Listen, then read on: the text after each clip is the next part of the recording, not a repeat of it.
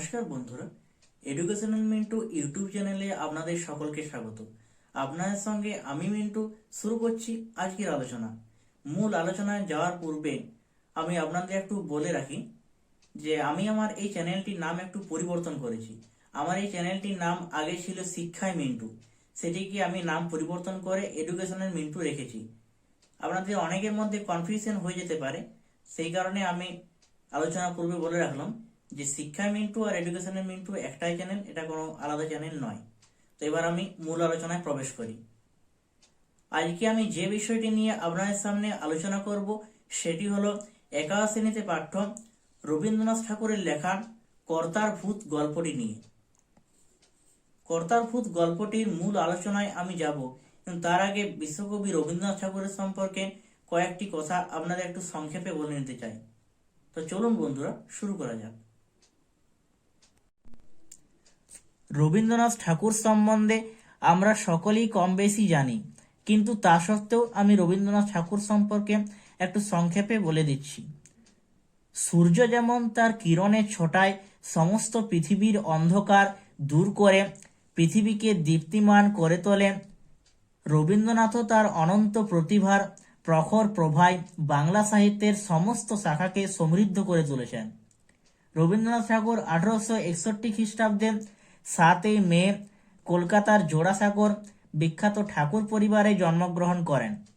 তার পিতার নাম মহর্ষি দেবেন্দ্রনাথ ঠাকুর, মাতা সারদা দেবী এবং পিতামহের নাম প্রিন্স দারোগানাথ ঠাকুর। বালক রবীন্দ্রনাথের ছাত্রজীবন শুরু হয় ওরিয়েন্টাল সেমিনারিতে। জীবনস্মৃতি অনুযায়ী রবীন্দ্রনাথের সম্পর্কে ভাগ্নে, যদিও তার থেকে বয়সে বড়, সত্য তখন স্কুলে যেতেন, কিন্তু কবির তখনও স্কুলে যাবার বয়স হয়ে ওঠেনি। সত্য যখন স্কুল থেকে বাড়ি ফিরে এসে স্কুল থেকে বাড়ি যাওয়ার ভ্রমণ বৃত্তান্ত কথা রবীন্দ্রনাথকে শোনাতেন, তখন তার আর কিছুতেই বাড়িতে মন টিকত না। তাই তিনি স্কুলে যাওয়ার জন্য কান্নাকাটি শুরু করেন। সেই সময় একজন ওরিয়েন্টাল বিদ্যালয়ের শিক্ষক মহাশয় বলেছিলেন, এখন স্কুলে যাবার জন্য যেমন কাঁদিতেছ, না যাওয়ার জন্য ইহার চেয়ে অনেক বেশি কাঁদিতে হইবে। খুবই অদ্ভুত ব্যাপার যে এই ভবিষ্যৎবাণী রবীন্দ্রনাথের জীবনে সত্যি হয়েছিল। এরপরে তিনি normal school, Bengal academy, saint Xavier school প্রভৃতি প্রতিষ্ঠানে পাঠ গ্রহণ করেন, কিন্তু এই গতানুগতিক প্রথাগত শিক্ষা কবির মোটেই পছন্দ হয়নি।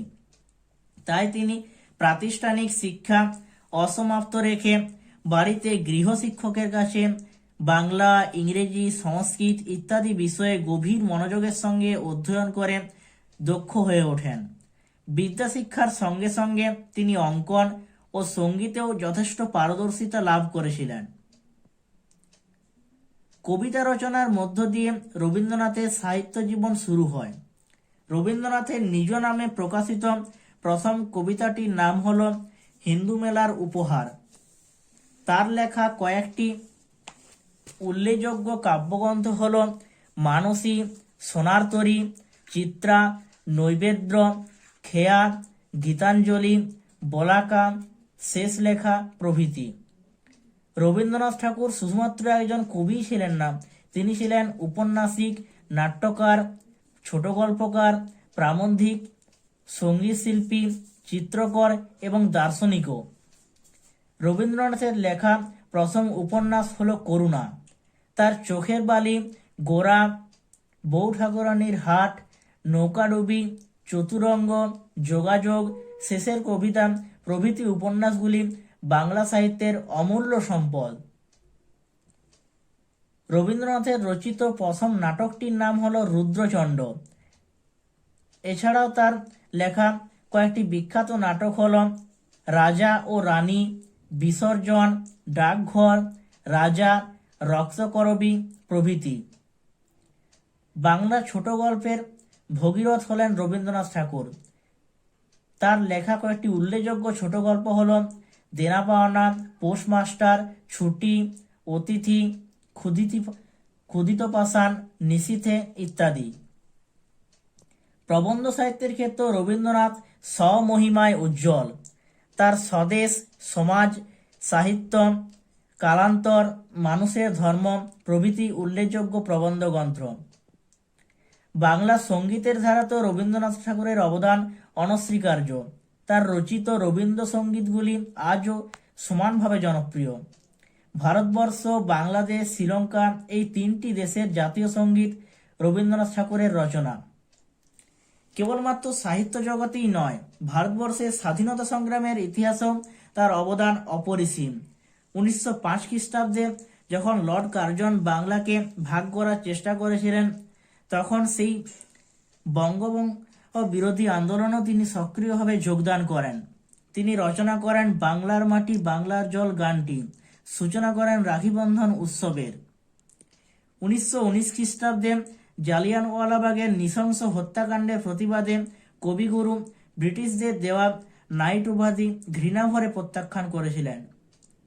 রবীন্দ্রনাথ তার অসামান্য সাহিত্যকীর্তির জন্য বহু পুরস্কার ও সম্মানে ভূষিত হয়েছিলেন।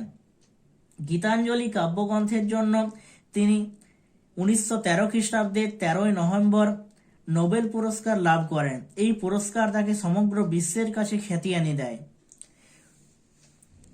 1941 খ্রিস্টাব্দে 7 আগস্ট জোড়াসাঁকোয় এই মহান সাহিত্যিক অমৃতধামের উদ্দেশ্যে যাত্রা করেন। আমাদের আলোচ্য কর্তার ভূত গল্পটি রবীন্দ্রনাথ ঠাকুরের লিপিকা গল্পগ্রন্থ থেকে নেওয়া হয়েছে। কর্তার ভূত গল্পটির নামটি শুনে অনেকেরই মনে হতে পারে যে গল্পটি হয়তো ভূতের গল্প, কিন্তু গল্পটি মোটেও ভূতের গল্প নয়। গল্পটি হলো রূপক গল্প। রূপক গল্প কি তার সম্বন্ধে আমি বিস্তারিত আলোচনা করেছিলাম যখন আমি তোমাদের লালন ফকিরের লেখা বাড়ির কাছে আরসিনগর কবিতাটি পড়িয়েছিলাম। সেটা যদি কেউ না দেখে থাকো তাহলে একটু দেখে নেবে, তাহলে তোমাদের রূপক গল্প কি সেটা পরিষ্কার হয়ে যাবে।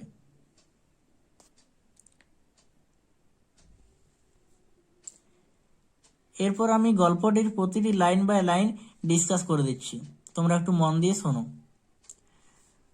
বুড়ো কর্তার মরণকালে দেশশুদ্ধ সভায় বলে উঠল, তুমি গেলে আমাদের কি দশা হবে। এখানে বুড়ো কর্তা বলতে কুসংস্কারাচ্ছন্ন প্রাচীন সভ্যতা শাসকের কথা বলা হয়েছে।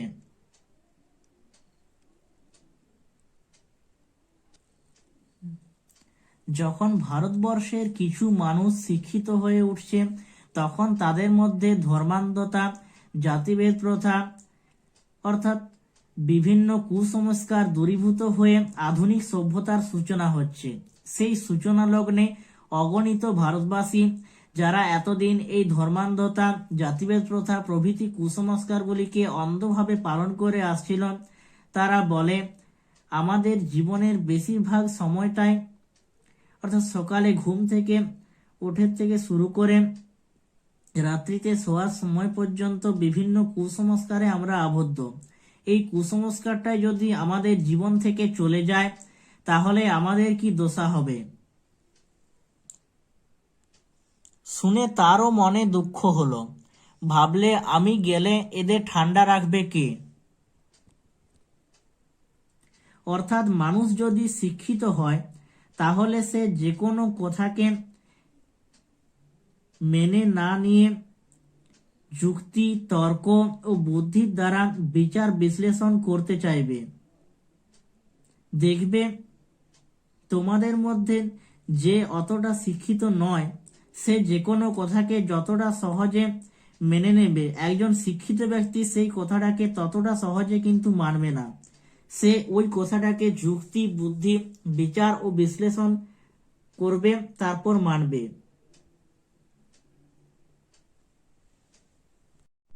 এই কুসংস্কারগুলো যদি না থাকে তাহলে এরা কিসের বাঁধনে বাঁধা থাকবে, তাহলে তো এরা উচ্ছৃঙ্খল হয়ে পড়বে। এই কথা ভেবে বুড়ো কর্তার মনে খুবই দুঃখ হলো। তা বলে মরণ তো এড়াবার জো নেই, তবু দেবতা দয়া করে বললেন, ভাবনা কি, লোকটা ভূত হয়ে এদের ঘাড়ে চেপে থাক না, মানুষের মৃত্যু আছে, ভূতের তো মৃত্যু নেই। মধুসূদন দত্ত বলেছিলেন, জন্মিলে মরিতে হইবে, অমর সে কথা কবে, চিরস্থির কবে নীর, হায় রে জীবন নদে। সত্যি, যিনি এই পৃথিবীতে মানুষ রূপে জন্মগ্রহণ করেছেন তার মৃত্যু অনিবার্য। তা সে চৈতন্যদেব, রামকৃষ্ণদেব, যীশুখ্রিস্ট যিনিই হন না কেন। শুধুমাত্র মানুষই নয়, বিভিন্ন সভ্যতা যেমন মৌর্য, গুপ্ত, মুঘল, সুলতান প্রভৃতি কোনো সাম্রাজ্যই পৃথিবীর ইতিহাসে চিরস্থায়ী হয়নি। ঠিক একইভাবে কুসংস্কারাচ্ছন্ন প্রাচীন সভ্যতা একদিন না একদিন তো ধ্বংস হবেই। এখানে লোকটা হলো বুড়ো কর্তা আর দেবতা হলেন ঈশ্বর। দেবতা বুড়ো কর্তাকে আশীর্বাদ করলেন। প্রাচীন যে কুসংস্কারাচ্ছন্ন সভ্যতা, সেই সভ্যতা থেকে কুসংস্কার আধুনিকতার ছোঁয়ায় কিছুটা বিলুপ্ত হলেও এই কুসংস্কার তাদের মন থেকে কোনোদিনই পুরোপুরিভাবে মুছে যাবে না। আজকের দিনেও আমরা একবিংশ শতাব্দীতে বসবাস করুন, বিভিন্ন কুসংস্কারে আমরা আচ্ছন্ন। দেখবে, আমরা যখন বাড়ি থেকে বেরোই তখন যদি কেউ হাঁচু করে দেয় তাহলে আমাদের মনে একটা আশঙ্কা তৈরি হয়, বিপদের আশঙ্কা। তাই তখন আর আমরা বাইরে বেরোই না, একটু পরে ঘরে ঢুকি, তারপর আবার বাইরে বেরোই। তাহলে এই কুসংস্কারগুলো এখনো আমাদেরকে আষ্টে পৃষ্ঠে জড়িয়ে রেখেছে। অর্থাৎ আমরা আধুনিক হলেও কুসংস্কারকে আমাদের মন থেকে পুরোপুরিভাবে মুছে ফেলতে পারেনি। আর তার জন্যই রবীন্দ্রনাথ এই গল্পটি রচনা করেছেন, যাতে সমস্ত মানুষের মধ্যে শুভবোধ জাগ্রত হয় এবং মন থেকে কুসংস্কার দূরীভূত হয়। দেশের লোক ভারী নিশ্চিন্ত হলো, কেননা ভবিষ্যৎকে মানলেই তার জন্য যত ভাবনা, ভূতকে মানলে কোনো ভাবনাই নেই। সকল ভাবনা ভূতের মাথায় চাপে, অথচ তার মাথা নেই, সুতরাং কারো জন্য মাথা ব্যথাও নেই। দেশের লোকেরা ভাবল, বুড়ো কর্তা মারা গেল তো কি হয়েছে? কুসংস্কার, যে কুসংস্কার এতদিন আমাদের আষ্টেপৃষ্ঠে জড়িয়েছিল, সেই কুসংস্কার তো থাকবে। একথা শুনে দেশের লোক ভারী নিশ্চিন্ত হলো। এই আধুনিক যুগ হলো যুক্তির যুগ। আধুনিক মানুষ হতে গেলে তাকে যথেষ্ট চিন্তা ভাবনা করতে হবে। কিন্তু কোনো জিনিসকে যদি তুমি অন্ধভাবে মেনে নাও, তাহলে কোনো চিন্তা ভাবনা করার দরকার হয় না। সেক্ষেত্রে সব চিন্তা ভাবনা গিয়ে পড়ে প্রাচীন ধর্মতন্ত্রের ওপর।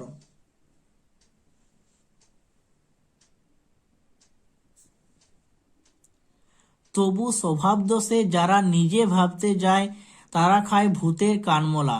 সেই কানমোলা না যায় ছাড়ানো, তার থেকে না যায় পালানো। তার বিরুদ্ধে না আছে নালিশ, তার সম্বন্ধে না আছে বিচার। সব মানুষ কিন্তু সমান হয় না। কিছু মানুষ মৌলিক বা স্বাধীন চিন্তাধারার অধিকারী হয়। অর্থাৎ আমি এখানে সেই শিক্ষিত আধুনিক সম্প্রদায়ের কথা বলছি, যেমন গ্যালিলিওর স্বাধীন বিজ্ঞান চিন্তা, লিওনার্দো দা ভিঞ্চির ভবিষ্যৎ ভাবনার কথা এই প্রসঙ্গে উল্লেখযোগ্য। লেখক বলছেন, এই ধরনের মানুষের ভাগ্যেই জোটে ভূতের কানমোলা। গ্যালিলিওর এই স্বাধীন চিন্তাধারার জন্যই তাকে নজরবন্দি করা হয়েছিল, লিওনার্দো দা ভিঞ্চিকে দেশান্তরিত করা হয়েছিল, চার্লস ডারউইনকে আদালতে অভিযুক্ত হয়ে জবাব দিতে হয়েছিল, বিদ্যাসাগরকে বিধবা বিবাহ আইন চালু করার জন্য প্রবল বাধা বিপত্তির সম্মুখীন হতে হয়েছিল। এই ধরনের কঠোর অনুশাসন থেকে নিজেকে মুক্ত করা কঠিন এবং পালানো শক্ত। এই বিনা অপরাধের শাস্তির জন্য কোথাও অভিযোগও করা যায় না, কারণ ভূতের বিরুদ্ধে বিচারের কোনো ব্যবস্থা আমাদের কারোরই জানা নেই।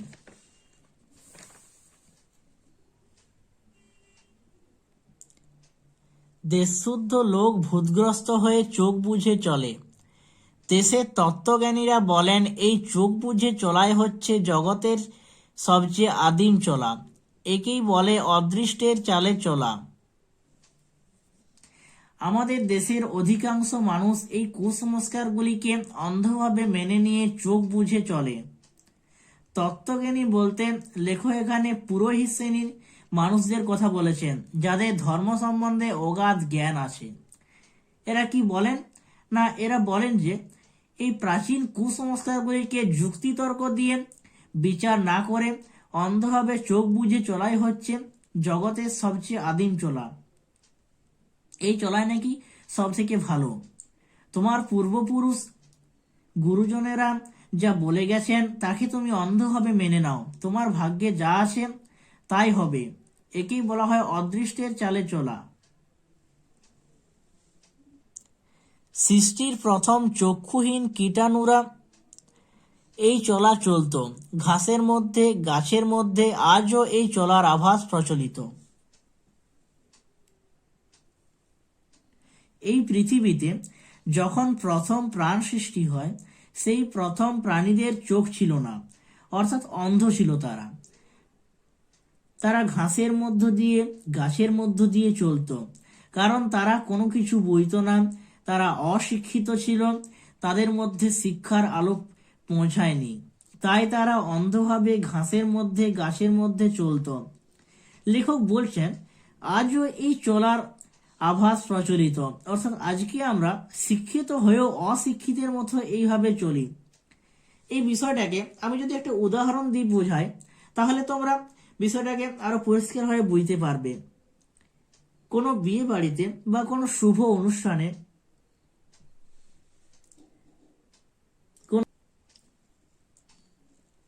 কোনো বিয়ের মণ্ডপে যখন কোনো শুভ কার্য সম্পন্ন হচ্ছে, তখন দেখবে কোনো বিধবা রমণী সেখানে উপস্থিত থাকেন না।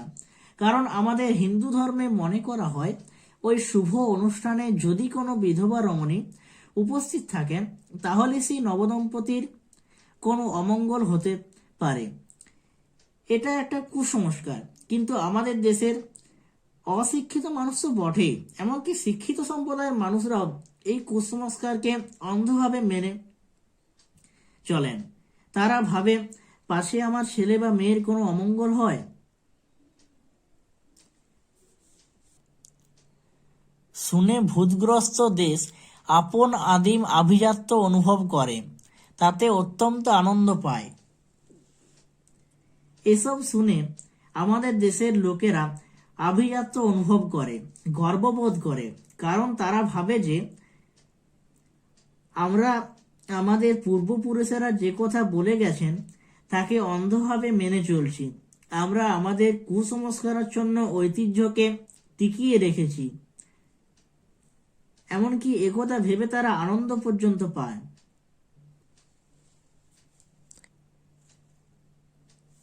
এই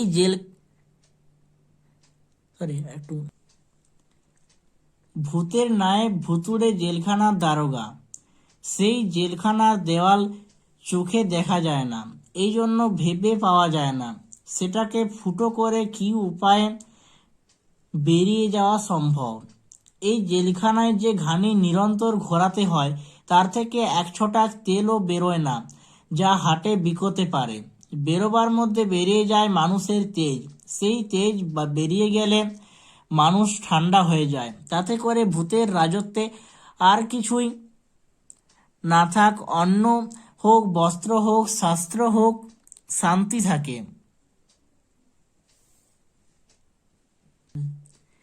এখানে ছটাক মানে হলো তেল মাপার একক। যারা দেশের একদল ধর্মজ্ঞানী মানুষ আছেন, যারা জনসাধারণকে বোঝান কোনো কিছুর বিরুদ্ধে